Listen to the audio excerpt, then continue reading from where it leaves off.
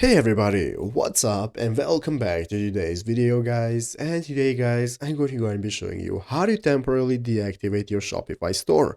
This is a very simple thing to do, so make sure to watch this quick and easy video till the very end, follow my steps correctly so you can make sure this works the same for you and you can do this yourself. But yeah guys, let's get straight into it.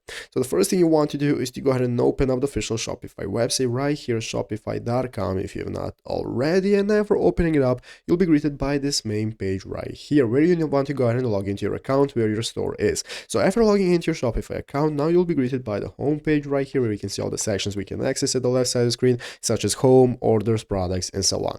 So let's go ahead and see how to get started with temporarily deactivating our store. What we're going to do is look for the settings option right here, the bottom left corner, click on settings, and this is now going to open up this new menu of all the settings that you have for your store, such as general, plan, billing, and so on.